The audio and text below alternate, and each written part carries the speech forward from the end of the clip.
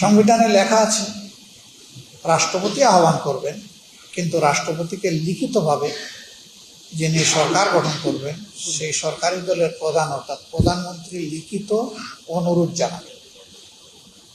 তার প্রেক্ষিতেই দুইটা অধিবেশনই অনুষ্ঠিত, একটা হয়েছে আর একটা হয় নাই।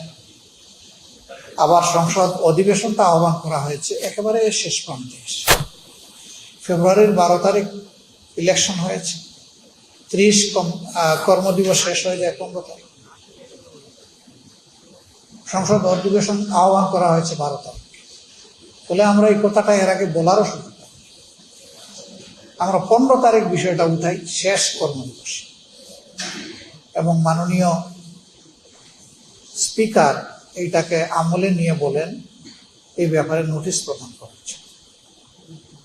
পরবর্তী কর্মদিবস ছিল 29শে মার্চ। আমরা সেই দিবসেই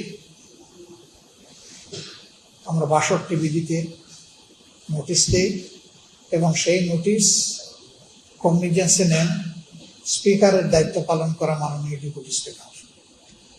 তিনি নিয়ে এই বিষয়ে আলোচনার জন্য আজকের সময় এবং তারিখ নির্ধারণ করেছিলেন। আজকের দিবসের শেষ আলোচনা হবে এটা হয়েছে। আলোচনায় আমরা আমাদের বক্তব্য তুলে ধরেছি, আপনারা দেখেছেন। সরকারি দল তাদের বক্তব্য তুলে ধরেছে। এখানে আইনি এবং প্রেক্ষাপটগত বক্তব্য, রাজনৈতিক পরিস্থিতি সবকিছুই সবার বক্তব্য এসেছে। আমরা নিজেদের মতো করে সবাই যা উত্তম মনে করেছি সেই বক্তব্যটাই আমরা দিয়েছি। বক্তব্যের এক পর্যায়ে সরকারি দল থেকে একটা কমিটি গঠনের প্রস্তাব আসছে। এটা আসলে আমাকে যখন বক্তব্য দ্বিতীয়বারের মতো দেওয়ার সুযোগ দেওয়া হয়, তখন আমরা বলেছি যে আমরা তো এখানে সংকট নিরসন করতে এসেছি, সংকট তৈরি করতে এসেছি, অতএব আমরা সমস্যার সমাধান চাই। এখন কিন্তু বিষয়টা একটা সমস্যার মধ্যে ঢুকে গেছে। তাহলে যে প্রস্তাবটা দেওয়া হয়েছে, আমরা বলেছি এখানে সংস্কার পরিষদ এবং পরিষদের সভা আহ্বান সংক্রান্ত নোটিশ।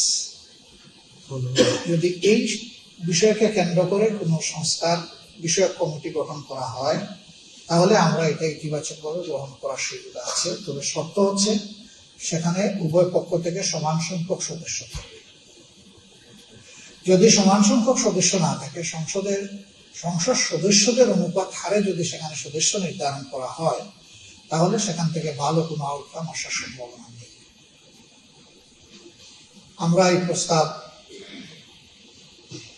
নমনীয়ভাবে এটাকে দেখার পর মাননীয় আইনমন্ত্রী তিনি বক্তৃতায় উঠে আমাকে মিসকোট করেছেন, বলেছেন যে এই প্রস্তাব ওনারা যেভাবে সংবিধান সংশোধনের জন্য দিয়েছেন আমরা সেটা গ্রহণ করছি। আসলে আমরা সংবিধান সংশোধন সংক্রান্ত কোনো প্রস্তাবে আমরা মতামত দেই।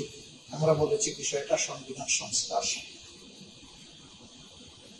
কাজে এখানে আশা করি ভুল বোঝাবুঝি হবে না, কারণ আমার বক্তব্য স্পষ্ট ছিল, কোনো অস্পষ্টতা ছিল না আমার বক্তব্য। পরে আমরা এই বিষয়টা ক্লারিফাই করতে চাইলাম তখন আলোচনার কর্মঘণ্টা শেষ। মাননীয় স্পিকার এই ব্যাপারে বললেন যে আজকের আলোচনা এখানে সমাপ্ত হলো। আমি যখন বললাম যে আমাদের তো কৈফিয়ত আছে, সুযোগ দেওয়া হবে, উনি বললেন যে কালকে এটা আমরা সুযোগ দেব। তো এইভাবে বিষয়টা আপাতত এসে দাঁড়িয়েছে। আমরা কালকে এই বিষয়ে আরো যদি কথা বলার সুযোগ পাই আপনারা জানবেন, দেখবেন। আপনাদেরও সহযোগিতা চাই। আমরা এই সংসদে এসে মুখামুখি অবস্থানে থেকে সংসদকে উত্তপ্ত করে আমরা কোনো সংকট সৃষ্টি করার উদ্দেশ্যে আমরা প্রথম দিনই বলেছি আমাদের ভূমিকা হবে গঠনমূলক, দেশের স্বার্থে, জাতির স্বার্থে। যে জায়গায় সরকারি দল ভালো উদ্যোগ নেবে আমরা সমর্থন দিব, সহযোগিতা প্রয়োজন। কিন্তু যদি দেশের মানুষের অধিকার পূর্ণ হয়, স্বার্থ বিনষ্ট হয়, তাহলে আমরা সেখানে কিন্তু প্রতিবাদ করব, বাধা দেব, প্রয়োজনে প্রতিরোধ।